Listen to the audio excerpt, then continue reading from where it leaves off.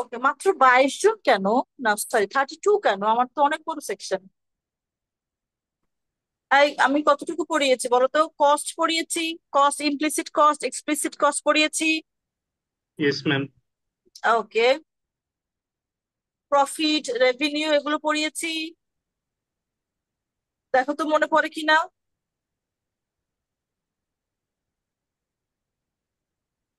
Ma'am, revenue পড়ানো হয়নি, profit পর্যন্ত পড়ানো হয়েছিল।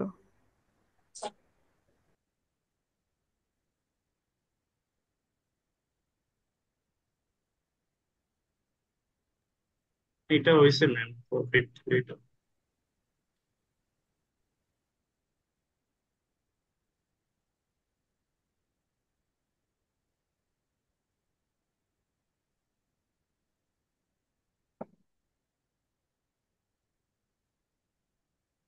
ওকে, প্রফিট আর কিছু না, প্রফিট হচ্ছে টোটাল সেল।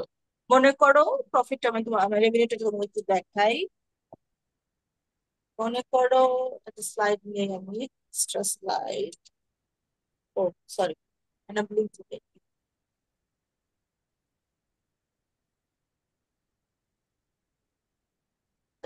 রেভিনিউটা হচ্ছে টোটাল সেল। কিভাবে? Total revenue equals to price into quantity. Okay, আচ্ছা, এখানে কি মিন করছে? টোটাল রেভিনিউতে অ্যাকচুয়ালি টোটাল সেল মিন করছে, টোটাল সেল। টোটাল রেকর্ডিং দিয়েছি, রেকর্ডিং আছে, দিয়েছি। আচ্ছা, টোটাল সেল কি বোঝাচ্ছে? সেল বলতে বোঝাচ্ছে, আমি যদি আমার একটা, আমি মনে করো কলম বিক্রি করি, একটা কলমের দাম যদি, প্রাইস অফ ওয়ান পেন যদি তোমার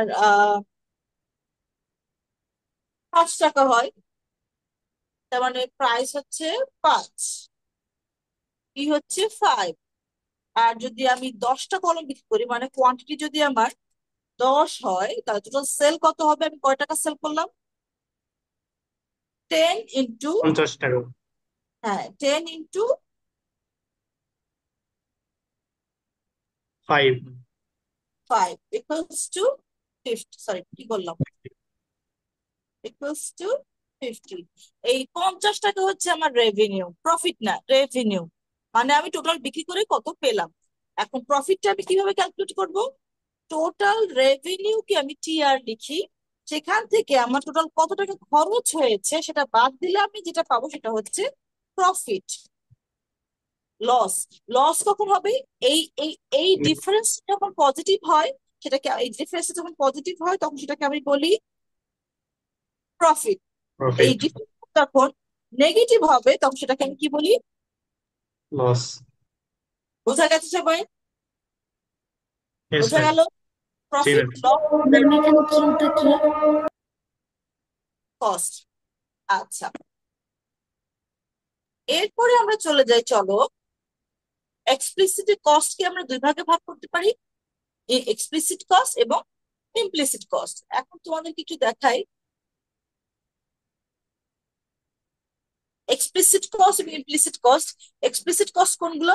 হুইচ হ্যাজ মানি আউটলে, ঠিক আছে। আর ইমপ্লিসিট কস্ট কোনগুলো? কস্ট আর implicit costs are that type of costs that do not have or do not require any outlet of money by the firm. If someone of the resources used in production are provided by the owners of the firm may not have to pay for them. বোঝো নাই? মনে করো, আমার নিজের বাসায় আমি coaching centre খুলেছি, তার মানে কি আমার বাসার জন্য আলাদা করে ভাড়া দিতে হচ্ছে না, তাই না? তো এই যে খরচটা, বাসা ভাড়ার যে খরচ, এটা তো আলাদা করে আমার দেখাতে হচ্ছে না। এইটা হচ্ছে ইমপ্লিসিট কস্ট। আবার এটাও হতে পারে, the market value of search resources in the is implicit cost. আবার এটাও হতে পারে অপরচুনিটি কস্ট। এই যে আমি আমার নিজের বাসা ভাড়া না দিয়ে অন্য কাজে ইউজ করছি, এটা আমার opportunity cost. So implicit cost আসলে সবসময় এক্সপ্লেইন করার জন্য বা এক্সপ্রেস করার জন্য মানি আউটলেট দরকার হয় না। মানি আউটলে দেওয়া যায়, আবার না দিলেও এটাকে আমি এক্সপ্রেস করতে পারি। তাই বলা হয়েছে implicit cost do not require an outlay of money by the firm. সবসময় ফার্মের থ্রুতে তার দরকার হয় না মানি আউটলেটাকে শো করার জন্য, সেটা বলা হয়েছে। বোঝা গেল কিনা? Yes ma'am. আচ্ছা, আমরা তোমাদেরকে আরো এক্সাম্পল দেবো এক্সপ্লিসিট এবং ইমপ্লিসিট কস্টের। তার আগে আমি একটু বোঝাতে চাই ইকোনমিক প্রফিট এবং গলাটা শুকিয়ে যাচ্ছে, একটু পানি খাই। অ্যাকাউন্টিং প্রফিট, দুইটা প্রফিট ছিল। হ্যাঁ, ইকোনমিস্টরা প্রফিট ক্যালকুলেট করার সময় একভাবে চিন্তা করে, অ্যাকাউন্টেন্টস যারা আছে তারা যখন প্রফিট ক্যালকুলেট করে তারা অন্যভাবে চিন্তা করেন। ইকোনমিক্সটা কিভাবে চিন্তা করে, তারা যখন কোনো কিছু কম্পেয়ার করে ক্যালকুলেট করে কস্ট, তারা দুটো কস্ট মেজার করে।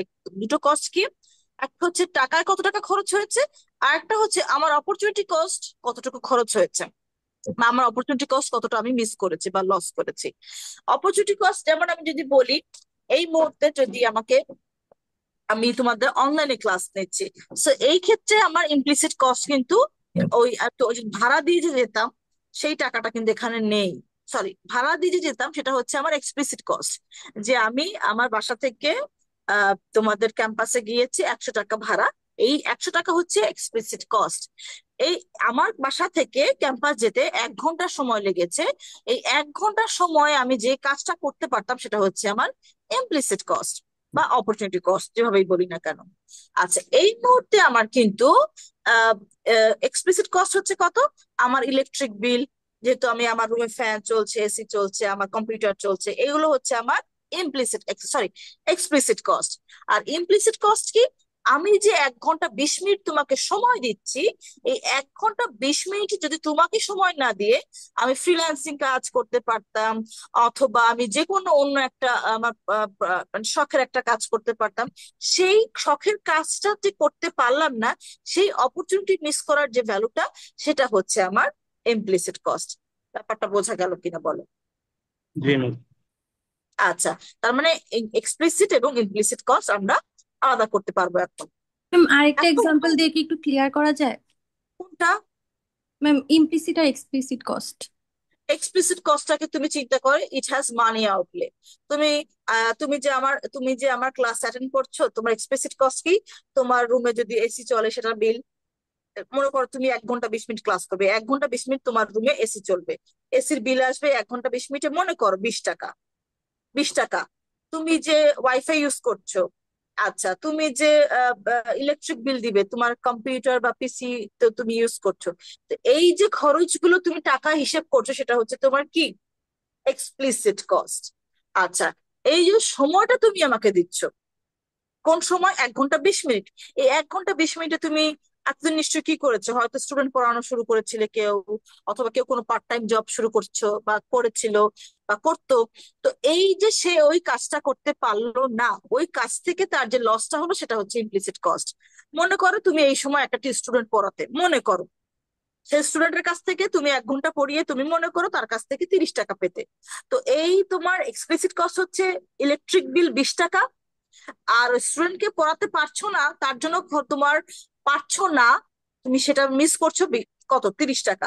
তাহলে ইমপ্লিসিট কস্ট হচ্ছে 30 টাকা, আর এক্সপ্লিসিট কস্ট হচ্ছে 20 টাকা, আর তোমার টোটাল কস্ট কত, 20 + 30 = 50। বোঝা গেছে? মানি জি ম্যাম। আউটলে কতটা রিকোয়ার না কেন, বিকজ তুমি এখানে অপরচুনিটি মিস বুঝাচ্ছ। সবসময় যে তোমাকে টাকাই দেখাতে হবে যে তুমি টাকাতেই মিস করছো সেটা না। এতদিন নিশ্চয়ই আমাদের ক্লাস হয় নাই, রাইট? তোমরা নিশ্চয়ই এই সময়টা কি করতে, অনেকে দেরি করে ঘুম থেকে উঠতে উঠতে না ইয়েস উঠতে। ম্যাম। জি ম্যাম। তার মানে কি, এই এই ঘুমের আরামটা হচ্ছে তোমার ইমপ্লিসিট কস্ট, তুমি এই আরামটা আজকে আর পাচ্ছ না। সো ইমপ্লিসিট কস্টটা অপরচুনিটি যে, cost ma'am, implicit cost. Exactly, opportunity cost বা ইমপ্লিসিট কস্ট সেম। ইমপ্লিসিট কস্টটাকে কখনো এক্সপ্লেইন করার জন্য সবসময় মানি আউটলে বা মানি রিকোয়ারমেন্ট, মানে ওই মানির ক্যালকুলেশনটা সবসময় দরকার হয় না, সেটা বলেছে। এবার বোঝা গেছে? Yes ma'am. ওকে। জি ম্যাম বুঝতে পারছি। আর ইমপ্লিসিট কস্ট। এখন তুমি এখানে একটা ইন্টারেস্টিং জিনিস বলা হয়েছে, সবসময় অ্যাকাউন্টিং প্রফিট ইকোনমিক প্রফিটের থেকে বড় হয়। খুব স্বাভাবিক, বড় হবে, তাই না? জি ম্যাম। কেন বড় হবে সেটা বলো কেউ একজন আমাকে। ম্যাম অ্যাকাউন্টিং এ তো আমরা হচ্ছে ইমপ্লিসিটি কস্টটা কাউন্ট করতেছি না, তার মানে সামটা আমাদের নর্মালি এখানে কমে যাচ্ছে, তাহলে তো এক্স্যাক্টলি, অলওয়েজ। এখানে একটা পার্ট এখানে নাই। তুমি এখানে চিন্তা করো, আমার টোটাল রেভিনিউ যদি 100 টাকা হয়, সেখান থেকে আমি যদি আমার এক্সপ্লিসিট কস্ট যদি 20 টাকা হয়, ইমপ্লিসিট কস্ট যদি আমার 30 টাকা হয়, তাহলে আমার প্রফিট কত? 50। আচ্ছা, আমি যদি অ্যাকাউন্টিং প্রফিটের কথা চিন্তা করি, আমার রেভিনিউ যদি 100 টাকা হয়, সেখান থেকে শুধু বাদ দিব আমি কি? 20। তাহলে 8। এখানে আমার প্রফিট কত? 80। সরি 8। সরি সরি, 80, 80, ঠিক আছে, সরি আমি ভুল, 80। ম্যাম ইকোনমিক তাহলে প্রফিটের ওখানে ফার্স্ট ব্র্যাকেট না দিলে ম্যাম আবার কনফিউশন হবে। ও আচ্ছা আচ্ছা, সরি, হ্যাঁ ঠিক, গুড।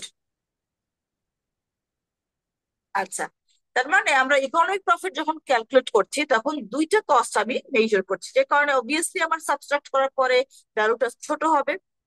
আমি যখন অ্যাকাউন্টিং প্রফিট ক্যালকুলেট করছি, তখন শুধুমাত্র একটা কস্ট আমি কনসিডার করছি বা মেজার করছি। সো অবভিয়াসলি আমার ভ্যালুটা ইকোনমিক প্রফিটের থেকে বেশি হবে, তাই না? এই জন্য বলা হয়েছে যে সবসময় accounting profit, always accounting profit will be greater than economic profit, because while accountants measures profit, they only consider the explicit value of the cost. They don't consider implicit value. আর যখন একজন ইকোনমিস্ট যখন তোমার profit calculate করে, he or she only consider, not only consider the explicit value, he or she also consider implicit value. That's why subtract করার পরে তোমার ভ্যালুটা অবশ্যই আগেটার থেকে কি হবে? ছোট হবে। যেমন এখানে 80 হয়েছে, এখানে 50, বুঝো নাই? জি ম্যাম। ইয়েস আচ্ছা, ম্যাম। তার মানে অ্যাকাউন্টিং প্রফিট সবসময় ইকোনমিক প্রফিটের থেকে বেশি হবে। এটা জাস্ট একটা ভিজুয়াল প্রেজেন্টেশন দেখানো হয়েছে তোমাদের। প্রোডাকশনে চলে যাই। আমার মনে হয় প্রোডাকশনে পড়িয়েছিলাম না, মনে না ম্যাম, হচ্ছে জান। আমাদের প্রোডাকশন, হচ্ছে ইকোনমিক প্রফিট আর অ্যাকাউন্টিং প্রফিট এখান থেকে হয়েছে। আচ্ছা ঠিক আছে। এই একদিনই আমার অবস্থা খারাপ, চোখের এতক্ষণ চোখের ইয়া হচ্ছে আমার, দাঁড়াও একটু চোখে ড্রপ দিয়ে নেই। আমার চোখ দুটো আগে ভালো ছিল, যখন এই কোভিড এর সময় অনলাইন ক্লাস শুরু হলো, তখন আমার চোখে লিকুইড শুকিয়ে গেল। এত টানা ক্লাস থাকতো, কাউন্সিলিং, স্লাইড রেডি করো, চোখে লিকুইড শুকিয়ে গেল। ওই যে লিকুইড শুকালো, এখন আমি 1 ঘন্টার বেশি কম্পিউটারে বসলে আমার চোখটা চুলকায়, এবং আমাকে রেগুলার ড্রপ ইউজ করতে হয়, না হলে আমি চোখে দেখি না। চোখে দেখি না মানে ব্লার দেখি সবকিছু। আচ্ছা, ওকে, ফাইন, চলো প্রোডাকশন নিয়ে আমরা একটু কথা বলি। প্রোডাকশনে কথা বলার আগে আমাদের কিছু জিনিস একটু ক্লিয়ার হওয়া দরকার, আমি একটু সেটা লিখে লিখে বলবো, তোমরা একটু খাতা লিখতে পারো। সেটা হচ্ছে, there are three factors of production. There are three factors of production. সেগুলো কি কি কি চলো দেখি। Land, labour, and capital. মানে যে কোনো প্রোডাকশন করো না কেন, তোমার এই তিনটা জিনিস দরকার। কিভাবে? মনে করো আমি যে তোমাদেরকে পড়াচ্ছি, এটা একটা সার্ভিস। প্রোডাকশন মানে প্রোডাকশন দুই রকম হতে পারে, গুডস অথবা সার্ভিস, ট্যানজিবল অথবা ইনট্যানজিবল। ট্যানজিবল কোনটা? যেটা চোখে দেখা যায়, স্পর্শ করা যায়, সেগুলো গুডস বলি আমরা, বা ট্যানজিবল বলি। আর যেটা ইনট্যানজিবল হচ্ছে যেটা চোখে দেখা যায় না। যেমন আমি যদি তোমাদেরকে পড়াই, যেটা কি চোখে দেখা যায়, তুমি ফিল করতে পারো। আমি এই টপিকটা শেষ করার পরে তুমি ফিল করতে পারো যে ম্যাডাম এই টপিকটা পড়ানোর পরে আমি আগে এই টপিকটা সম্পর্কে আমার কোনো আইডিয়া ছিল না, বাট আমি এখন এই টপিকটা সম্পর্কে ক্লিয়ার, আমি বুঝি, জানি। এটা হচ্ছে সার্ভিস, অথবা এটাকে আমি বলছি, আমি তোমাদেরকে একটু ক্লিয়ার করে বলি, ট্যানজিবল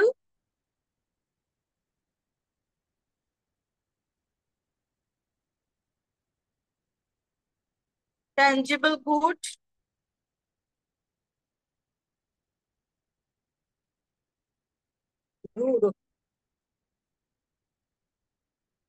ইনট্যানজিবল গুডস। কি হচ্ছে? হ্যাঁ, ইনটেনজিবল গুডস, ট্যানজিবল গুডস কোনগুলো? যেগুলো আমরা টাচ করতে পারি, যেমন চেয়ার, টেবিল, এগুলো হচ্ছে ট্যানজিবল গুড। এগুলো আমরা টাচ করতে পারি, চোখে দেখতে পারি, আরো এক্সেট্রা। আর ইনট্যাঞ্জিবল গুডস হচ্ছে সাধারণত সার্ভিস মিন করে। সার্ভিস হচ্ছে তো আমরা চোখে দেখতে পাই না, কিন্তু আমরা ফিল করতে পারি। আমরা যে বিউটি পার্লারে যাই, আমরা বিউটি পার্লারে গেলে খালি হাতে ঢুকি, খালি হাতে বের হই, বাট আমাকে কিন্তু আগের থেকে ফ্রেশ লাগে, আমাকে আই ফিল গুড, তাই না? আমরা ফেসবুকে স্ট্যাটাস দিই না, ফিলিং গুড, ফিলিং বিউটিফুল লিখি না? এই ফিলিংসটা হচ্ছে সার্ভিস, যেটা চোখে দেখা যায় না, টাচ করা যায় না, বাট ফিল করা যায়। এই যে তুমি পার্লারে গিয়ে লিখো, স্ট্যাটাস দাও যে ফিলিং বিউটিফুল, মানে তুমি বিউটিফুল ফিল করছো। এটা কোনো চোখে হাত দিয়ে দেখার, ধরে দেখার জিনিস না। এটা হচ্ছে ফিল, তুমি আগের থেকে ফ্রেশ ফিল করছো, আগের থেকে বিউটিফুল ফিল করছো। তো এই ধরনের এই জিনিসটাকে ইনট্যাঞ্জিবল গুডস বলে, অথবা আমরা সার্ভিসও বলে থাকি। আচ্ছা, তো আমরা যে কোনো কাজই করি না কেন, এই তিনটা ফ্যাক্টরস ম্যান্ডেটরি, মাস্ট। যেমন আমি তোমাদেরকে এখন সার্ভিস দিচ্ছি, পড়াচ্ছি, সো এই পড়াটা চোখেও দেখা যায় না, তোমরা পড়াটা ধরতেও হাত দিয়ে ধরতেও পারছো না, বাট ইউ ক্যান ফিল যে ম্যাডাম আমাকে পড়াচ্ছে। কিছুক্ষণ আগেও আমি জানতাম না যে ইনট্যাঞ্জিবল গুড কি, ট্যাঞ্জিবল গুড কি, ম্যাডাম পড়ানোর পরে আমি জানতে পারছি। তুমি ফিল করতে পারছো নলেজটাকে, that's why it is intangible goods বা সার্ভিস। তো এখানে আমার তিনটা জিনিস লাগছে, যে কোনো একটা জায়গায় আমি বসে অথবা দাঁড়িয়ে তোমাকে পড়াচ্ছি, রাইট? সেটা হচ্ছে তাহলে ল্যান্ড। আমি চেয়ারে বসে আছি, আমার সামনে কম্পিউটার টেবিল আছে, এগুলো হচ্ছে আমার কি, সরি, আমি একটা রুমে বসে আছি, এই রুমটা হচ্ছে আমার ল্যান্ড। আচ্ছা, আর তার মানে আমি যে তোমাদেরকে সার্ভিস দিচ্ছি, এখানে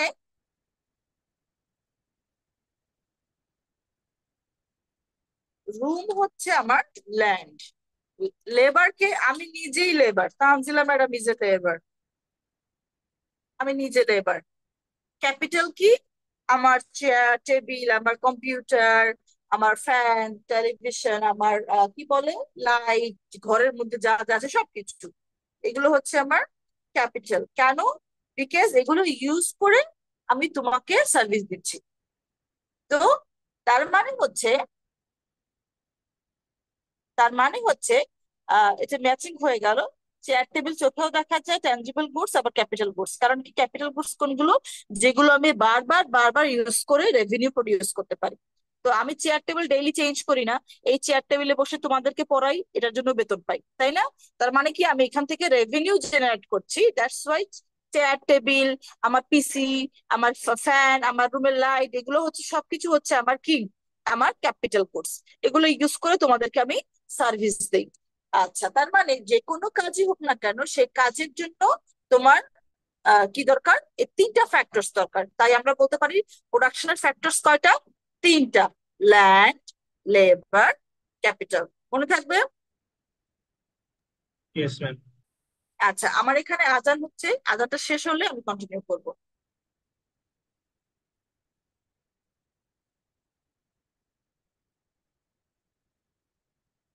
ম্যাম, এর আগে আমরা যে ছোট ছোট দুইটা চ্যাপ্টার পড়েছি, ওই দুইটা চ্যাপ্টারে কোনগুলো প্র্যাকটিস করতে বসলেন, এটা একটু আরেকবার বলিয়েন আজকে। আচ্ছা ঠিক আছে, এটা শেষ হোক, হ্যাঁ। Okay ma'am.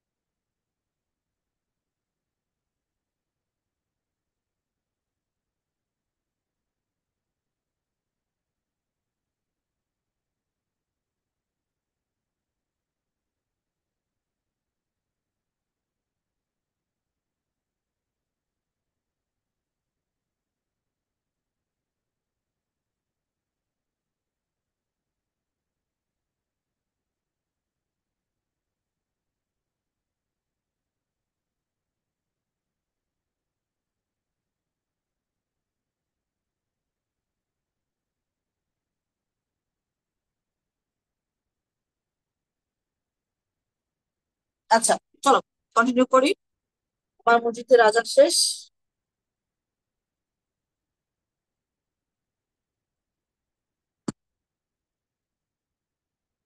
এরপরে আমরা চলে যাই প্রোডাকশন ফাংশন কথা বলেছি। আচ্ছা, একটু ফাংশনটা দেখাইনি, তারপর একটু ভালো হয়।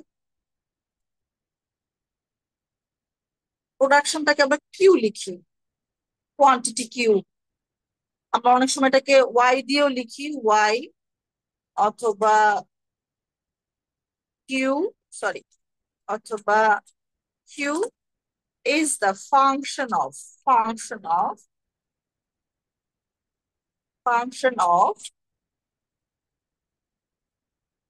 ফ্যাক্টরস।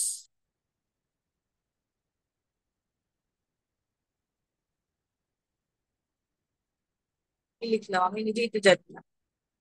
প্রোডাকশন, আচ্ছা, তার মানে আউটপুট হচ্ছে ফ্যাক্টরস অফ প্রোডাকশনের উপর ডিপেন্ড করছে, মানে function of factors of production. তো আমি এক কাজ করি, আমি এই যে ল্যান্ড, এগুলো একটু মুছে ফেলি।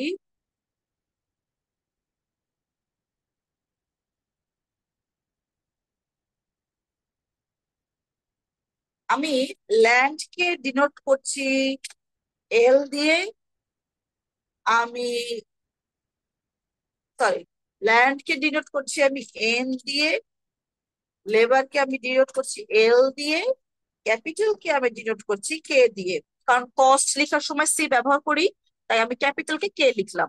ল্যান্ড এবং লেবার দুটোরই ক্যাপিটাল ফার্স্ট লেটার হচ্ছে তোমার এল, তাই আমি একটাকে এন লিখেছি আর একটাতে এল লিখেছি। আচ্ছা, এগুলো কেন লিখলাম? আমি বারবার কে এবং এল এন ব্যবহার করব যখন লেখার সময়, বারবার একই ওয়ার্ড লিখবো না আমি। তো আমি কিভাবে লিখতে পারি দেখো তো, দেখো তো এভাবে লিখতে পারি কিনা। এটা কি লিখা যায়? Yes. Output is the function of factors of production, লিখতে পারি? জি ম্যাম। আচ্ছা, তার মানে এখানে ডিপেন্ডেন্ট ভ্যারিয়েবল কে কিউ ম্যাম। আউটপুট, আউটপুট, হ্যাঁ। আর ইন্ডিপেন্ডেন্ট ভ্যারিয়েবল কে factors of production, land, labour, capital. Okay fine, বুঝছো না? Yes ma'am. আজকে অনেক দিন পর পড়াতে বসেছি তো, আমার মনে হয় একটু পর পর খালি ঘুম পাচ্ছে, কেন যেন আমি জানি না। আমি কিন্তু যথেষ্ট কালকে অনেক আর্লি ঘুমিয়েছি, আজকে সকালে উঠেছি অনেক, কিন্তু আমার না এরকম হয়নি। কিন্তু অনেক দিন পরে পড়াচ্ছি, এর জন্য মনে হয় আমার একটু পর পর খালি ঘুম পাচ্ছে, মনে হচ্ছে যে আমি খুব ক্লান্ত, তাই না? অনেক দিন পর, অলমোস্ট 22 দিন, 24-25 দিন তো হবেই। আমরা লাস্ট ক্লাস না ম্যাম, করেছিলাম অলমোস্ট 27 দিন। 26। আমরা ক্লাস করিনি, আর 1 তারিখ থেকে তো এই 20 দিন, মোট প্রায় 27 দিন। তার মানে 27 দিন, 26 তার মানে দিনের, হ্যাঁ। অলমোস্ট 1 মান্থ, তাই না? Almost 1 month. মানে দেখেছেন, মানে হ্যাবিট একটা ব্যাপার। এখন আমার নর্মালি আমি ক্লাস করাই, ক্যাম্পাস যাই, কত কাজ করি সকাল থেকে। আজকে সকাল থেকে জাস্ট আর্লি ঘুম থেকে উঠেছি, আগে একটা ক্লাস নিয়েছি যদিও, বাট এইটুকুই, ঘর থেকে তো বের হই না, কিন্তু আমার মনে হচ্ছে আমি অনেক টায়ার্ড, অনেক টায়ার্ড। হ্যাঁ, নর্মালি কিন্তু ক্যাম্পাস যাই সকাল 7টায় উঠে, কিন্তু আজকে মনে হচ্ছে যে আমি ঘরে বসে বসেই টায়ার্ড হয়ে গেছি। এটা হচ্ছে আমাদের অভ্যাস, ওই যে বাসায় থাকতে থাকতে আমি অভ্যস্ত হয়ে গেছি। জি ম্যাম, সারাদিন ঘুমই মানুষ আসে। তো অভ্যাসের দাস ম্যাম। হ্যাঁ, সারাদিন যে বাসায় থাকি, আমি তো সারাদিন বাসা ছিলাম। আপনারা কি কেউ ঘুরতে গিয়েছিলেন? আমি যদিও ফেসবুকে অনেককে দেখেছি যে ম্যাম, অনেক ঘুরছে। ম্যাম ফ্যাকাল্টিরা ঘুরতেছে ম্যাম, আমরা তো বাসার মধ্যে বন্দি। না, না, ফ্যাকাল্টি কারা ঘুরছে আর তারা ঘুরছে আমি জানি না, আমি একদমই বাসায় প্রথম ম্যাম দিকটা গ্রুপ করে ঘুরতেছে ম্যাম। প্রথম দিকে তো আমি যাইনি, কারণ আমি ভেবেছি কখন যেন খুলে দিবে, কখন যেন ওপেন হবে, কখন ওপেন হবে, কারণ আমরা কোনো অফিসিয়াল মেইল পাইনি, জানেন। তো আমরা ভাবছি যে যে কোনো সময় তো আমাকে বলতে পারে। সো স্টেশন লিভ তো নেওয়াই যাবে না এই অবস্থায়। সো আমি হুট করে, আমি মনে করেন ঢাকার বাইরে ঘুরতে গেলাম, তো হঠাৎ করে কালকে আজ মনে করেন রাতের বেলা মেইল আসলো যে কালকে থেকে অফিসে আসতে হবে, মিটিং বা কোনো কিছু, তখন আমি কি করবো? আর এই মুহূর্তে স্টেশন লিভ নেওয়াটাও যাবে না। সো এর জন্য প্রথম 2 সপ্তাহ একদম ছিলাম, বাসায় ছিলাম, স্টেশন লিভও নেই নেই কিছু না। পরের 2 সপ্তাহ ঢাকার মধ্যে একটু টুকটাক ঘোরাঘুরি হয়েছে, কিন্তু ঢাকার বাইরে আমি যাই। কিন্তু আমি দেখলাম আমার স্টুডেন্টরা, আমার যারা ফেসবুকে আছে, ওরে বাপরে, ওরা তো একদম মানে একদম সিলেট, রাঙামাটি, মানে টাঙ্গুয়ার লেক, মানে সব একদম মানে ঘুরে বেড়াচ্ছে। মনে ম্যাম হলো তো আমরাও তো অনেক ঘুরতেছে, আমার সাথে যতগুলা ফ্যাকাল্টি অ্যাড আছে সবাই দেখি ট্যুরে গেছে, কেউ ইন্ডিয়া আরে ভাই, আমি খালি ঘুরলাম না, আমি মনে হয় তাহলে ফ্যাকাল্টি না। না, মজা করছি, আমি আসলে ঘুরি নাই, তো আমার মনে হচ্ছে ঘুরলে ভালোই হতো ভালো এই। হচ্ছে। আমরা খুব ভালো করে ঘুমাইতে পারছি লিস্ট এই কয়টা দিন, মানে ইচ্ছা মতো আমি আমি ঘুমাইছি, ভাবছিলাম কি কোনো যে অ্যালার্ম কিচ্ছু নেই। না, এটা আবার ঠিক, কিন্তু আমি ভাবছিলাম কি, আমি আবার একটু ওভার থিঙ্কার, আল্লাহ যদি মেইল দিয়ে দেয় কি হবে, যদি মেইল আসে যে এটা করতে করতে তো আমার বাসাতেই যাইনি, এখন পর্যন্ত ঢাকাতেই আছে। ঢাকাতে আছে, মানে আমি একটু ঘুরবে ওভার ঘুরবে থিঙ্কার, ঘুরবে। যে আল্লাহ যদি কাল রাতে মেইল দিয়ে দেয় যে আগামীকালকে মিটিং আছে, বা যদি হঠাৎ করে মেইল বিশেষ দিয়ে করে দেয়। প্রত্যেক বৃহস্পতিবারে মনে হতো ইস যদি শুক্রবারে মেইল দিয়ে দেয়, এরকম হ্যাঁ, লাগতো। আমার সেম। তো একদম স্টেশন, দেখতেছিলাম যে যখনই মেইল দিবে ব্যাগ নিয়ে এই দৌড় ঢাকায়। এক্স্যাক্টলি, আমি এই জন্য চিন্তা করছিলাম যে স্টেশন লিভ নেওয়াটা ঠিক হবে না এই মুহূর্তে। এরকম করে 27 দিন কেটে গেছে, ওরে বাপরে। তাও ম্যাম এনিওয়ে, এখন আমাদের আরো অনেক বন্ধ আছে, আরো 20 দিন প্রায় অফ, না আরো 20-25 দিন অফ। মানে হচ্ছে ঈদের ছুটি, তারপরে সবকিছু ঈদের মিলিয়ে ছুটি না। আপনার 16 তারিখ পর্যন্ত ঈদের ছুটি। তো ও পরের বাবা, থেকে এখন ভার্সিটি কবে খুলে, 20 তারিখ হয়তো খুলবে। তো আরো কম করে 1 মাস। আসলেই আসলেই তাই। জি ওকে, ম্যাম, ফাইন। আপনি তো পুরো রিল্যাক্স, খালি ম্যাম বাসায় থাকবেন। ম্যাম ম্যাম সেমিস্টার শেষ হয়ে এত বড় বন্ধ দেয় না, মানে গত 3 বছরে যে এই বন্ধটা পাইনি মনে হইতেছে এবার পাইছি। না, আমাদের হয়েছে কি, আমি ইউনিভার্সিটি যে টিচিং লাইফে আমরা এই লাস্ট, আমি এত লেন্দি ছুটি পেয়েছিলাম হচ্ছে তোমার ইসের সময়, যখন আমরা ধানমন্ডি ক্যাম্পাস থেকে সুইচ করে ইসে আসলাম, নতুন ক্যাম্পাসে আসলাম, তখন 1 মাস 10 দিনের মতো বন্ধ ছিল। হ্যাঁ, আর আর এই এত বড়, আর কোভিড এর সময় এত বন্ধ ছিল না, কারণ কোভিড এর সময় খুব তাড়াতাড়ি আমরা অনলাইন ক্লাসে চলে গেছিলাম। হ্যাঁ, প্রায় এরকম 15-20 দিনের মতো মনে হয় বন্ধ ছিল, এরকম পরে আমরা অনলাইন ক্লাসে শুরু করেছিলাম। বাট এই ছুটিটা দেখে আবার মনে হলো যে কোভিড এর টাইমটা ফিরে এসেছে। কালকে আমাদের মিটিং ছিল, তো মিটিং এ জুম মিটিং ছিল, তখন দেখলাম যে আহ আবার ওই আগের কোভিড ফিলিংস। আচ্ছা, যাই হোক, চলো তাহলে আবার একটু পড়াশোনা করি। আচ্ছা, প্রোডাকশন ফাংশন তোমাদেরকে বললাম, কেন বললাম, কারণ প্রোডাকশনটা বেসিকলি ডিপেন্ড করে তার ফ্যাক্টরস গুলোর উপরে। দেখো এখানে তো আমরা ফ্যাক্টরস হিসেবে ওয়ার্কার নিয়েছি, ওয়ার্কার হচ্ছে লেবার, আমি একটু লিখে দিই। মেইনলি ওয়ার্কার্স বলতে আমি লেবারকে বুঝাচ্ছি, তাই লেবার লিখে দিই, না আবার অনেকের মনে হতে পারে যে ম্যাডাম লেবার বলে ওয়ার্কার্স কেন লিখলো। এটা হচ্ছে লেবার, এবং আউটপুটটা বা কোয়ান্টি, এটা আউটপুট বলতে আমি কিউ মিন করছি। আচ্ছা, নাম্বার অফ ওয়ার্কার্স বা লেবার আউটপুট ডিপেন্ড করছে। তোমরা এই টার্মটার সাথে পরিচিত না, এটা আমি আগে কখনো বলিনি, এখন বলবো। তাহলে আমার একটা স্লাইড দরকার, বলে নিই। মার্জিনাল, এটা শব্দটার সাথে আমরা শুনেছি, পরিচিত না। মার্জিনাল প্রোডাক্ট, আগে মার্জিনাল প্রোডাকশন বুঝবো, তারপরে মার্জিনাল প্রোডাক্ট অফ লেবার, এই দুটো আলাদা আলাদা টার্ম, আমি আলাদা করে বলবো। মার্জিনাল প্রোডাক্ট একটু বুঝিনি। মার্জিনাল প্রোডাক্ট হচ্ছে চেঞ্জ ইন, লিখো তোমরাও, change in total output divided by change in input. আচ্ছা, এই ইনপুটটা হতে পারে ল্যান্ড, হতে পারে লেবার, সরি, হতে পারে ল্যান্ড, হতে পারে লেবার, হতে পারে ক্যাপিটাল, এই, ঠিক আছে। আচ্ছা, তার মানে মার্জিনাল প্রোডাক্ট কি মিন করছে, আউটপুট কতটুকু চেঞ্জ হচ্ছে ইনপুট চেঞ্জ করার জন্য, এটা হচ্ছে মার্জিনাল প্রোডাক্ট। কি বলেছি বুঝতে বুঝতে পেরেছো তো? মানে আমি যদি ইনপুট ইনক্রিজ করি তাহলে আমার আউটপুট কতটুকু চেঞ্জ হচ্ছে। চেঞ্জ কেন বলেছি? আচ্ছা, এটা চেঞ্জ না লিখে আমি একটা কাজ করি, আর একটু তোমাদের ইজি করে বোঝানোর জন্য ইনক্রিজ লিখি। ইনক্রিজ ইন ইনপুট, মানে আমি যদি ইনপুট ইনক্রিজ করি তাহলে আমার টোটাল আউটপুট কতটুকু চেঞ্জ হচ্ছে, এই চেঞ্জটাকে আমি বলছি মার্জিনাল প্রোডাক্ট। আচ্ছা, এখন মার্জিনাল প্রোডাক্ট অফ লেবার লিখেছি।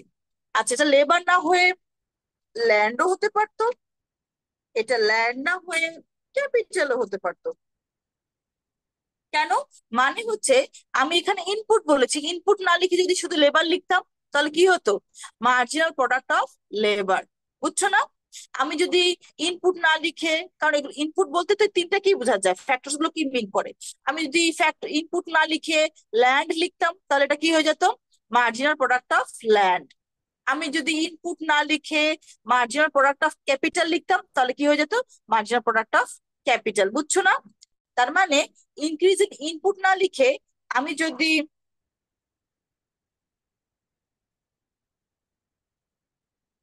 লেবার লিখি তাহলে এটাকে আমরা কি বলবো?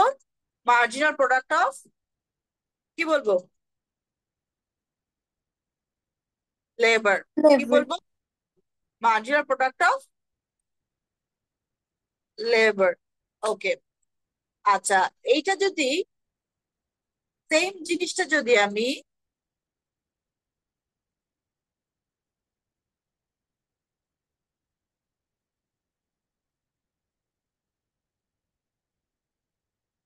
ল্যান্ড লিখি তাহলে এটা হয়ে যাবে, ঠিক আছে?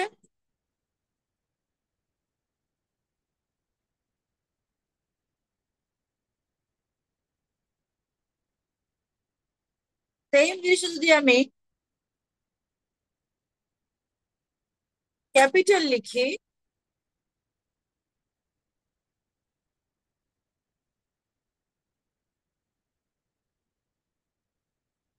Marginal product of capital. বুঝছো না ব্যাপারটা? এখন বুঝছো না তিনটা? যদি আমি জি ম্যাম, বুঝতে ইনপুট, পারছি। বুঝতে পারছি।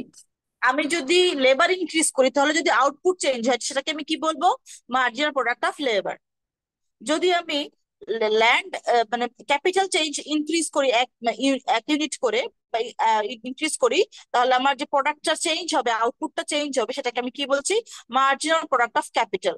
যদি আমি ল্যান্ড ইনক্রিজ করি তাহলে আমার টোটাল আউটপুটে যে চেঞ্জটা আসবে সেটাকে আমি কি বলবো? Marginal product of land. বোঝা গেছে?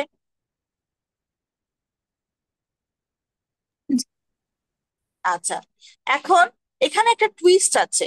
টুইস্টটা কি? টুইস্ট হচ্ছে increase in labour per unit. লিখো পার ইউনিট বলতে আমরা যখন মার্জিনাল হিসাবটা করি মাথায় রাখতে হবে আমরা হিসাবটা এভাবে করি যে এক ইউনিট করে যদি ইনপুট ইনক্রিজ করি তাহলে টোটাল আউটপুট কতটুকু চেঞ্জ হয়। এই কনসেপ্টটাকে বলা হয় হচ্ছে মার্জিনাল প্রোডাক্ট অফ মানে ইনপুট। তার মানে আমি এর জন্য ইচ্ছে করে বারবার পার ইউনিট লিখিনি, কারণ মার্জিনাল কনসেপ্টের মানেই হচ্ছে এক ইউনিটের হিসেব। যদি আমি ইনক্রিজ করি এক ইউনিট লেবার তাহলে টোটাল আউটপুট কতটুকু চেঞ্জ হয় তাকে আমরা বলবো মার্জিনাল প্রোডাক্ট অফ লেবার। যদি আমি এক ইউনিট ক্যাপিটাল ইনক্রিজ করি তাহলে টোটাল আউটপুট কতটুকু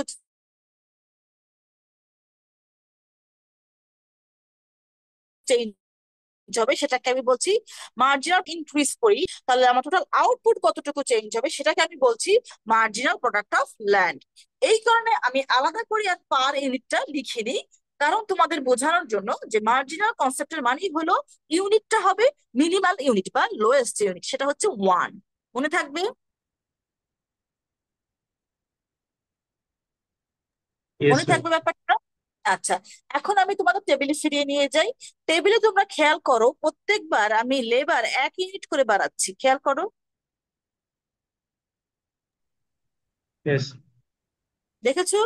এক ইউনিট করে বাড়াচ্ছি এবং দেখছি এই এক ইউনিট করে বাড়ানোর জন্য আমার আউটপুট কত হচ্ছে। যখন জিরো ছিল আউটপুটও জিরো, যখন আমার লেবার একজন অ্যাড করলাম তখন আমার আউটপুট হলো 50, যখন দুইজন অ্যাড করলাম তখন আউটপুট হলো 90, যখন তিনজন 120, যখন চারজন 140, যখন পাঁচজন 150। ঠিক আছে, এখন চেঞ্জ কত হলো দেখো, চেঞ্জ কত হলো বলো। যখন লেবার একজন অ্যাড করলাম তখন চেঞ্জ কত হলো, 50, যখন লেবার দ্বিতীয় জনকে অ্যাড করলাম, তখন 40, 40, যখন তৃতীয় জনকে অ্যাড করলাম, 30। 30। তার মানে এই চেঞ্জ গুলোকে দেখো বলছি কি মার্জিনাল। প্রোডাক্ট অফ দেখেছো, হুম। লেবারের জন্য মেজার করছি তাই লেবার লিখেছি, যদি ল্যান্ড হতো তাহলে ল্যান্ড লিখতাম, যদি ক্যাপিটাল হতো তাহলে ক্যাপিটাল। ক্যাপিটাল লিখতাম। Noted. ঠিক আছে, ম্যাম পার হিসাবটা কি মেইনলি এটাই বুঝলাম যে নাম্বার অফ মানে ওয়ার্কার্স মানে লেবার হোক বা হচ্ছে ল্যান্ড হোক বা হচ্ছে আমাদের ক্যাপিটাল হোক, ওইটা সবসময় আমরা জিরো থেকে শুরু করবো আর এক এক করে বাড়াবো, এটাই কি মানে পার শুরু ইউনিট? থেকে শুরু করবো মানে next unit, next unit, next unit, মানে আমি যদি 1 ইউনিট করে ইনক্রিজ করি তাহলে আমার আউটপুটে কতটুকু চেঞ্জ হয়। দেখো আমি কিন্তু আউটপুটটা লিখিনি, চেঞ্জটা লিখেছি। হ্যাঁ হ্যাঁ তুমি খেয়াল করো, আমি এই এই তুমি এই রোটা খেয়াল করো, আমি কিন্তু চেঞ্জটা লিখেছি। হ্যাঁ, একটা থেকে এক এক ইউনিট বাড়াইলে আমি পরটা কতটা চেঞ্জ পাচ্ছি। দেখেছো, সেটা লিখেছি। এই চেঞ্জটা হচ্ছে মার্জিনাল প্রোডাক্ট। কি ম্যাম, বুঝতে পারছি। এটা কিন্তু আমার লাগবে ইম্পর্টেন্ট, আমার এটা ম্যাথ করতে লাগবে। ঠিক আছে, ওকে। আমার ক্লাসের ছাত্রছাত্রী অনেক কম, তার থেকে তো আমার অন ক্যাম্পাস অনেক স্টুডেন্ট থাকে, আজকে কেন এত স্টুডেন্ট কম? ফার্স্ট ডে ম্যাম তো একটু পরে ম্যাডাম হয়তো অনেক। আসবে। কি অ্যাটেন্ডেন্স নেওয়ার টাইমে হয়তো আসতে ম্যাম পারে ম্যাম, অনেকের একটু পরে। হয়তো নেটওয়ার্ক ইস্যু বা কারেন্টের ইস্যু হতে পারে। আমার যারা ঢাকার বাইরে আছে তাদের? হ্যাঁ ম্যাম, ঢাকার বাইরে তো ওই ঝড় এলে একটু ঝড় এলে কারেন্ট চলে যায়। হ্যাঁ, ঝড় হবে। আমি আমার বাসা দেখে মনে হচ্ছে যে একদম অন্ধকার হয়ে গেছে। তো আমার মনে হচ্ছে মানে আমার ঢাকাতে ঝড় হওয়ার পসিবিলিটি খুব হাই, কিছুক্ষণের মধ্যে বৃষ্টি অথবা ঝড় হবে। ম্যাম আমাদের এখানে হচ্ছে ম্যাম অনেক। হচ্ছে ম্যাম কোথায়, ঢাকা কোথায়? বৃষ্টি হবেও না, লালমনিরহাট ম্যাম, ঢাকা না ম্যাম, আবার রোদ লালমনিরহাট। চলে আসছে। কোথায় আছেন আপনি? ম্যাম আমি লালমনিরহাটে, রংপুর। না না, ওই ঢাকার বাইরে ও কোথায় আছে? ম্যাম লালমনিরহাট। লালমনিরহাট, জি ম্যাম, রংপুর এটা। এটা হচ্ছে উত্তরবঙ্গ তাই না? জি জি ম্যাম। জি ম্যাম, উত্তরবঙ্গের অবস্থা খারাপ। তো এতক্ষণ ঝড় বৃষ্টি হয়েছে মানে যখন ক্লাস জি শুরু ম্যাম। হয়েছে তখন থেকে এই পর্যন্ত? ও, ম্যাম উত্তরবঙ্গে গরম কারেন্ট কেমন? ম্যাক্সিমাম ম্যাম জায়গায় গরম বৃষ্টি তো হচ্ছে। গরম হচ্ছে না ম্যাম, বৃষ্টি টিষ্টির জন্য গরম নাই, একদমই নর্মাল। ও, এর জন্য অনেকে হয়তো জয়েন করেনি, আর অনেকে আরেকটা কারণে জয়েন কারেন্ট যাচ্ছে করেনি, না, কেন বলেন? কারেন্ট আছে বাট ইয়ে হচ্ছে আর কি, হ্যাঁ, ম্যাম গরম। বুঝতে রেকর্ডেড পারলাম, ক্লাস আছে, এই জন্য অনেকে জানে। রেকর্ডেড ক্লাস পরে দেখবে। Recording recording. জি ম্যাম। জি ম্যাম। ওকে, ঠিক আছে, ওকে। মার্জিনাল প্রোডাক্ট যে কথাটা বলা হয়েছে একটু নিজেরা একটু রিডিং করো।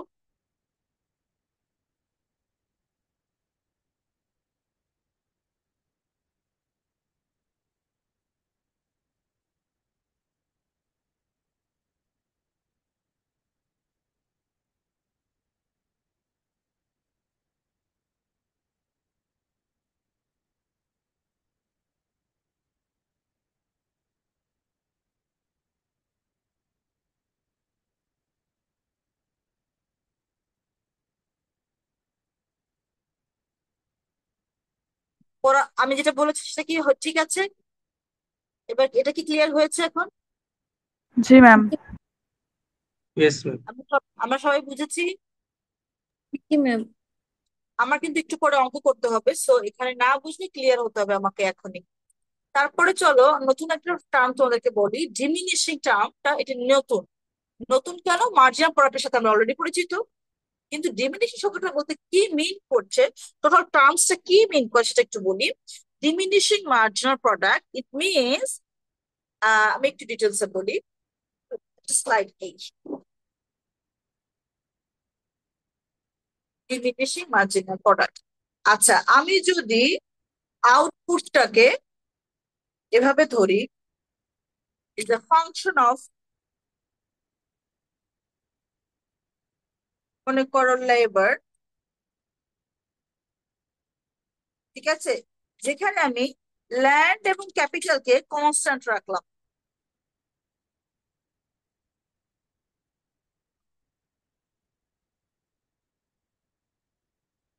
এটা কিছু পাচ্ছি না কেন? আচ্ছা, ল্যান্ড এবং লেবারকে আমি কনস্ট্যান্ট রাখলাম, আমি লিখে দিই পাশে।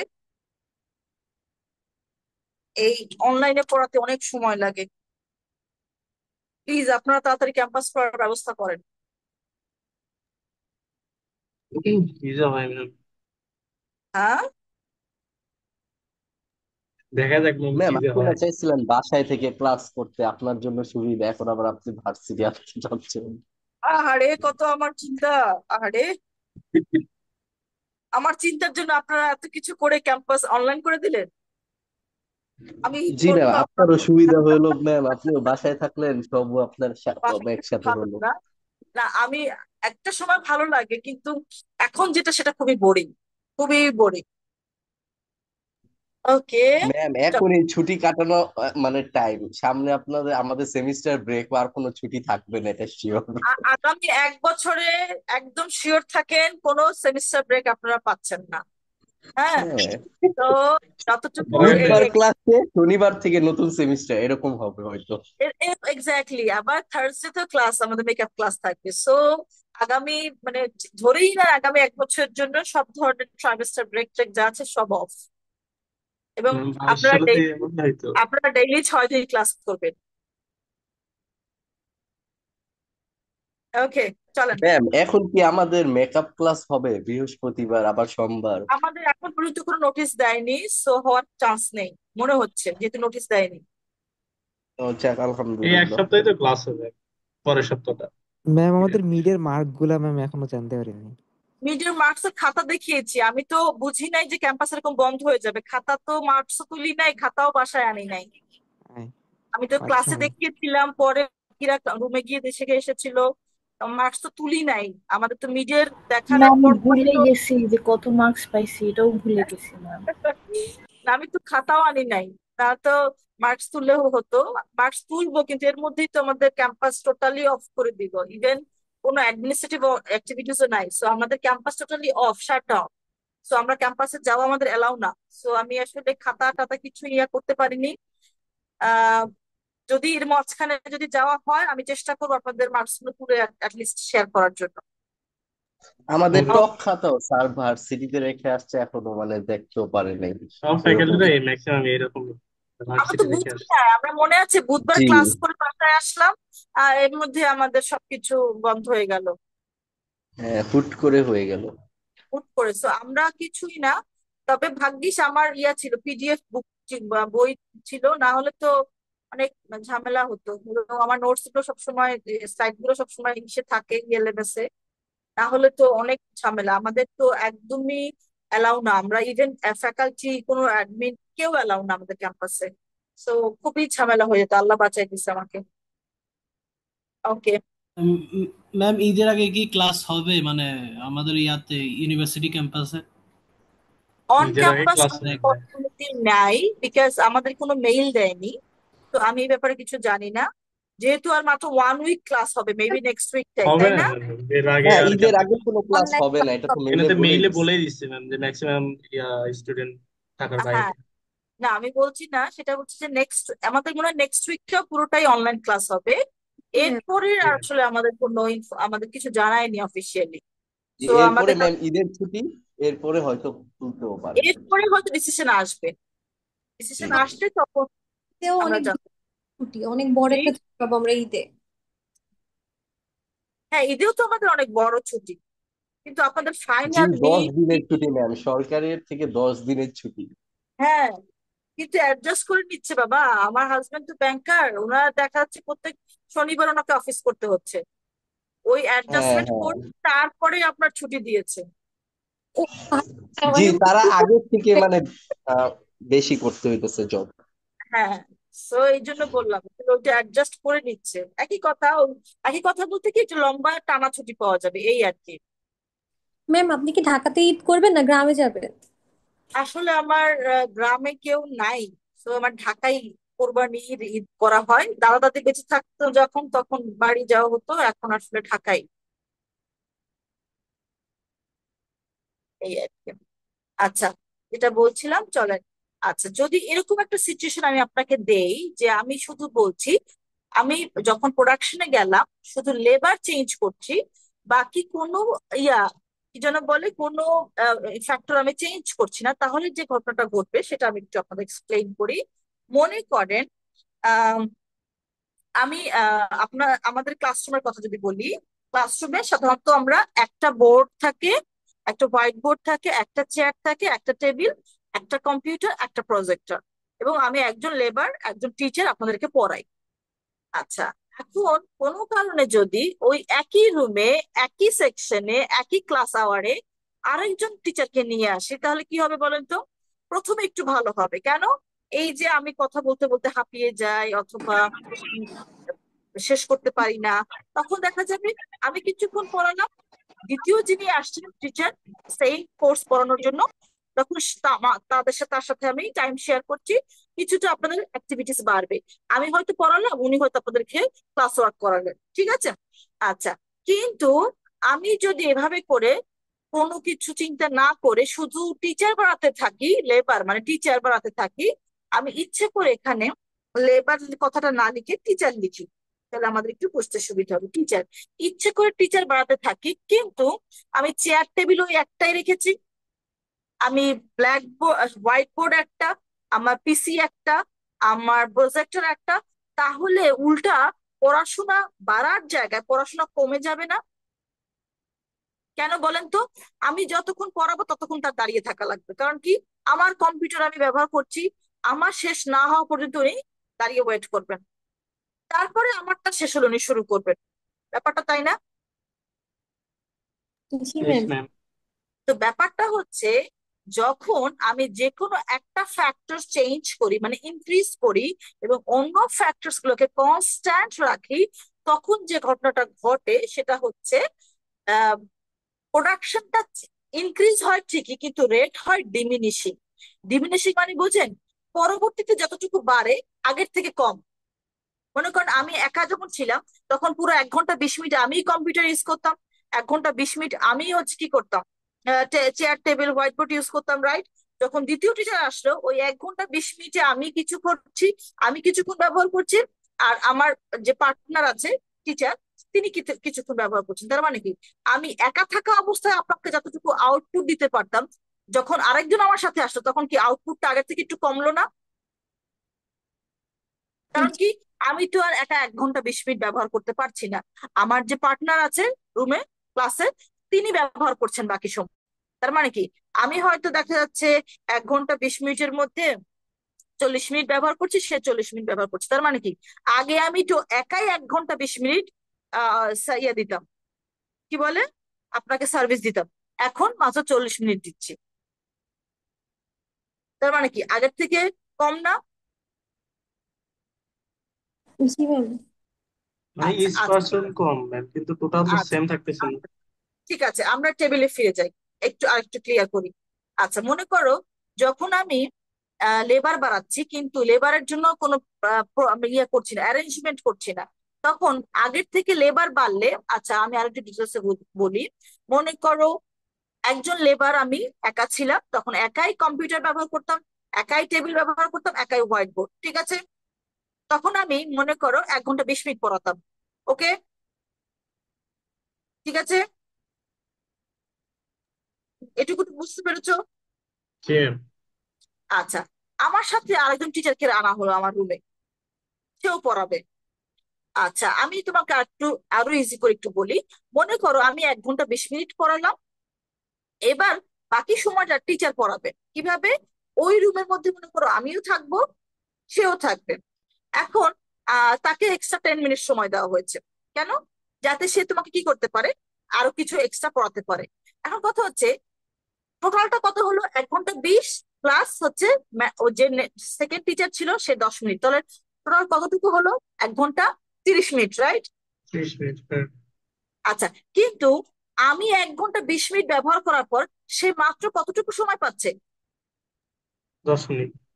তার মানে টোটালটা কিন্তু বেড়েছে, 1 ঘন্টা 20 থেকে 1 ঘন্টা 30 হয়েছে, রাইট? জি ম্যাম। কিন্তু দ্বিতীয় টিচারের টাইম কিন্তু আমার থেকে কম, মাত্র 10 মিনিট। হুম। কারণ কি? কারণ তার জন্য আলাদা কোনো অ্যারেঞ্জমেন্ট করা হয় নাই, আমার যে অ্যারেঞ্জমেন্ট ছিল তার মধ্যেই তাকে করতে হচ্ছে। তার মানে কি, যদি এরকম হয়, একটা অ্যাজাম্পশন, যদি এরকম হয় 3টা ফ্যাক্টরস এর মধ্যে আমি একটা ফ্যাক্টরসে শুধু ইনক্রিজ করছি, বাকি ফ্যাক্টরস গুলোকে ইনক্রিজ করছি না, তাহলে প্রোডাকশন বাড়বে আগের থেকে, কিন্তু কি রেটে? আগে যা হচ্ছিল তার থেকে আগের থেকে কম রেটে বাড়বে। তুমি এখন টেবিলের দিকে খেয়াল করো, যখন একজন ইনক্রিজ করলাম প্রথম জনকে, তখন তার কত আউটপুট কত ছিল? 50। আচ্ছা, যখন দ্বিতীয় জনকে অ্যাড করলাম টোটাল আউটপুট কত হলো? 90। কিন্তু সে কতটুকু কন্ট্রিবিউট করলো? 40। আচ্ছা, যখন তৃতীয় ব্যক্তিকে অ্যাড করলাম তখন টোটাল আউটপুট কত হলো? 120। 120। কিন্তু তার কন্ট্রিবিউশন কত? 30। মানে আগের ব্যক্তির চেয়ে কম। মানে হচ্ছে টোটালটা কিন্তু বাড়ছে,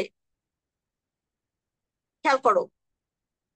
কিন্তু প্রত্যেকবারই যখন আমি একজন করে লেবার ইনক্রিজ করছি, শুধুমাত্র অন্য কোনো ফ্যাক্টরস ইনক্রিজ না করে, মানে লেবার যে কাজ করবে তার জন্য কোনো অ্যারেঞ্জমেন্ট করছি না, খালি লেবারই বাড়াচ্ছি, তার মানে কি সে আগের থেকে কম ইউজ করতে পারবে মেশিনারিজ গুলো বা জিনিসপত্র গুলো, রাইট? বুঝতে পারছি ম্যাম। জি বুঝতে পারছি। তখন কি হবে? তখন তার কন্ট্রিবিউশন আগের জনের থেকে কম হবে। হুম। তখন তার জি ম্যাম। কন্ট্রিবিউশন, তার পরের জনের কন্ট্রিবিউশন তার আগের জনের থেকে কম হবে, তার পরের জনের কন্ট্রিবিউশন তার আগের জনের থেকে কম হবে, এভাবে করে আস্তে আস্তে টোটালটা বাড়ছে, কিন্তু কি রেটে? আগের থেকে কম। This is called diminishing marginal product. পরের জোন বলতে মানে থ্রির ক্ষেত্রে যদি বলি, নাম্বার অফ ওয়ার্কার্স যখন 3, তখন আমার মার্জিনাল প্রোডাক্ট অফ লেবার হচ্ছে 30। তো মানে 3 জনের মধ্যে কার চেঞ্জ হচ্ছে, মানে কে কম টাইম আউটপুট দিতে পারতেছে? তৃতীয় জনের জন্য চেঞ্জ হয়েছে 30। 3 নাম্বার জনের জন্য। আর জি, 4 তখন তখন হচ্ছে চতুর্থ জনের জন্য তার মানে 20। হ্যাঁ, তার মানে চতুর্থ জনের কন্ট্রিবিউশন হচ্ছে 20, তার 20 মিলিয়ে 120 প্লাস 20 ইজ ইকুয়াল টু 140। তার 140 মানে চতুর্থ জনের কন্ট্রিবিউশন হচ্ছে 20, যা কিনা আগের জনের থেকে কম। জি ম্যাম, বুঝতে পারছি। কারণ কি, আমি তো তোমার যে নতুন যাকে রেখেছি তার জন্য কোনো অ্যারেঞ্জমেন্ট করিনি, যেটা এক্সিস্টিং আছে সে সেটাই ব্যবহার করছে। এখন ওটা যদি ব্যবহার করতে হয়, আমি টোটালটা ব্যবহার করব, তারপরে তিনি ব্যবহার করবেন। তার মানে কি, সে আমার থেকে কন্ট্রিবিউশনটা তার কম হবে। জি ম্যাম বুঝতে পারছি। তো এইভাবে করে আস্তে আস্তে কি করা হয়, যত তোমার এরকম আহ, এটা এটা কিন্তু একটা স্পেশাল কেস। যদি এরকম হয়, কই গেলাম, কই লিখলাম, এটা স্পেশাল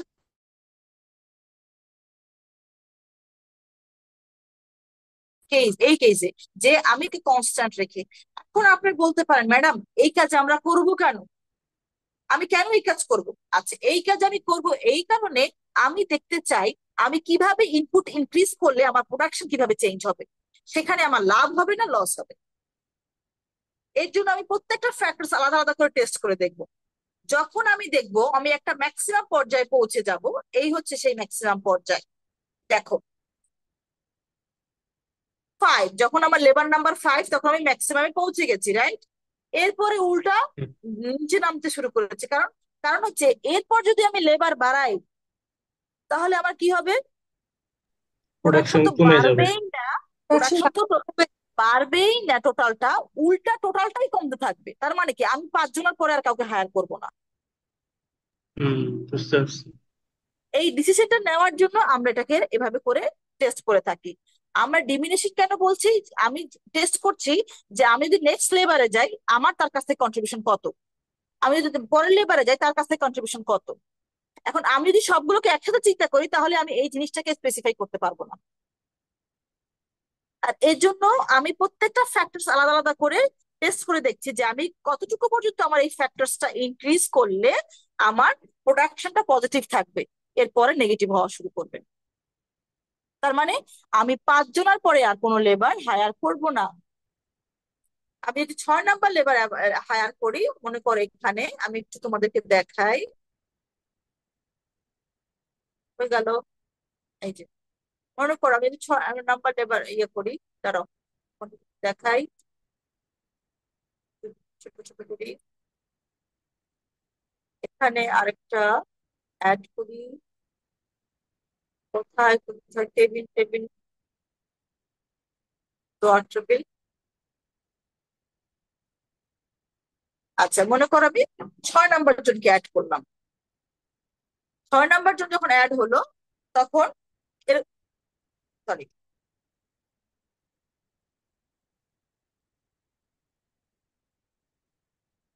এখানে আসে না কেন?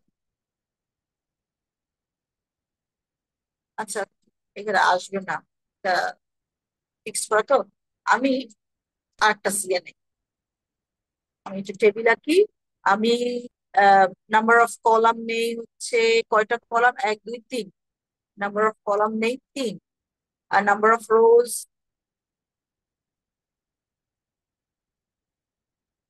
ওকে। আচ্ছা, প্রথমে এটা হচ্ছে আমার লেবার, এটা হচ্ছে আমার আউটপুট, এটা হচ্ছে আমি শর্ট ফর্মে লিখি marginal product of labour, MPL. ঠিক আছে, মার্জিনাল প্রোডাক্ট অফ লেবার। আচ্ছা, যখন 0 1 2 3 4 5 6 7 8, এখন এটা ভালো হতো না? আচ্ছা থাক। এরপরে আমরা চলে যাই আউটপুট। আউটপুট ছিল 0, তারপর কত ছিল, 50 না, 50 90 120 140 150। আচ্ছা, প্রথমে ছিল 50, তারপর ছিল 90, তারপর ছিল 120, এরপর কত 140, কত 130, এমপিএল কত 50। ম্যাম 150 ছিল না 5-এ? দাঁড়াও দেখি তো, 5 1 না, ও আচ্ছা আচ্ছা 150। আচ্ছা, এরপরে কত অ্যাড হলো 30, এরপরে কত অ্যাড হলো 20, এরপরে কত অ্যাড হলো 10, ডিমিনিশিং, তাই না? আমি মনে করি এটা এটা হচ্ছে 150। আচ্ছা, তার মানে নতুন করে অ্যাড হলো কত 0। 7 নাম্বার জনকে নিলে কত 149, কত হয়ে গেল -1। আমি যদি 8 নাম্বার জনকে নেই 148।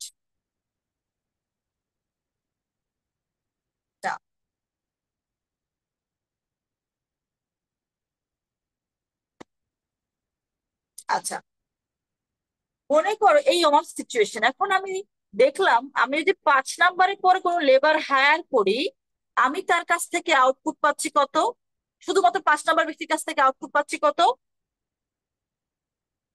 10। ঠিক আছে, জি। তার মানে 6 নাম্বার ব্যক্তি যদি হায়ার করি আমি তার কাছ থেকে কোনো আউটপুট পাবো না। আমি যদি 7 নাম্বার ব্যক্তির কাছে যাই, 7 নাম্বার লেবার হায়ার করি, তাহলে আমার যা আছে তার থেকে আরো কমবে 1 ইউনিট। আমি যদি 8 নাম্বার ব্যক্তিকে হায়ার করি, আমার যা আছে সেখান থেকে 2 ইউনিট কমবে। তার মানে আমার আসলে কোথায় স্টপ হওয়া উচিত, আমার আসলে 5 নাম্বারে এসে স্টপ হওয়া উচিত।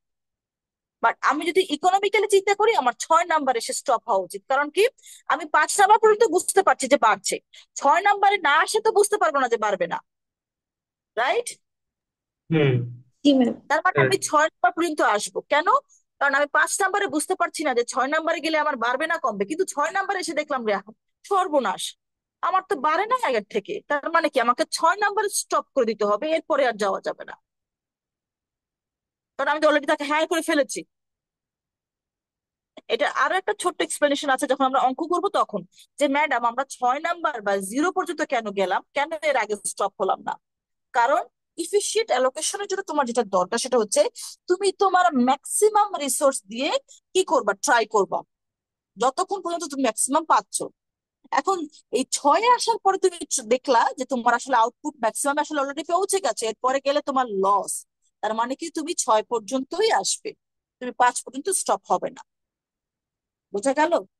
না বোঝা গেলেও সমস্যা নেই, আমি যখন ম্যাথ করাবো তখন আমি ম্যাথমেটিক্যাল এক্সপ্লেন করবো, তখন এটা ইজি হয়ে যাবে যে আমরা কেন 6 পর্যন্ত গেলাম, কেন 5 পর্যন্ত স্টপ হলাম না? বিকজ তোমার ক্যাপাসিটি আছে 6 পর্যন্ত হায়ার করার, তুমি 6 পর্যন্ত হায়ার করবে।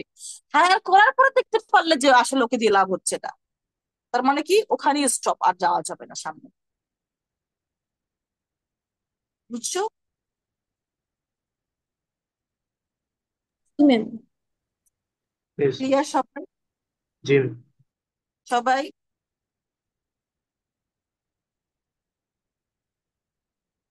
ম্যাম এটা কি সবসময় গ্র্যাজুয়ালি ডিক্রিজ হবে, মানে এমন কি পসিবল যে ডিক্রিজ থেকে আবার ইনক্রিজ করলো? আচ্ছা, এটা একটা ল, এটাকে আমরা বলি diminishing marginal productivity of labour বা প্রোডাকশন, মার্জিনাল প্রোডাকশন।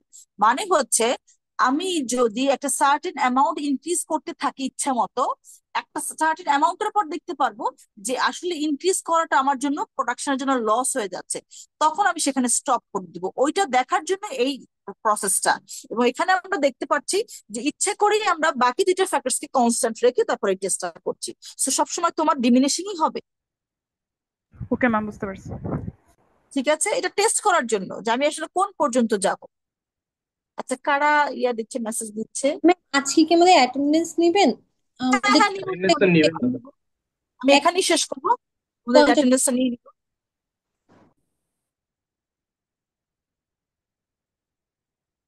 নিবো তো অবশ্যই, ক্লাস যখন করাচ্ছি অ্যাটেন্ডেন্স নিতে হবে না? আচ্ছা, কয় তারিখ? অ্যাটেন্ডেন্সে তো মার্ক মার্ক কাটবেন না মেবি। ম্যাডাম অনেকের তো নেটওয়ার্কের প্রবলেম হচ্ছে। আচ্ছা, আপাতত নেই ভাই, এখনো তো কাউন্ট করবো কিভাবে, এটা নিশ্চয়ই আমাদের ইনস্ট্রাকশন আসবে, আসলে কি ঘটনা কি ঘটবে তখন দেখবো। এখন আজকে নেই, আর এখন তো জি অ্যাটেন্ডেন্সটা তো আমাকে দিতে দেন। আচ্ছা, আমি রেকর্ডিং অফ করে দিই, হ্যাঁ রেকর্ডিং, কারণ আমরা অ্যাটেন্ডেন্সে তো রেকর্ডিং এর দরকার নেই। ম্যাম, ক্লাস কি শেষ এখান থেকে? ক্লাস শেষ, কারণ আমরা অ্যাটেন্ডেন্স দিতে হবে, অনেকের আবার ব্যাক টু ব্যাক ক্লাস আছে, ওরা আবার চলে যাবে। Yes.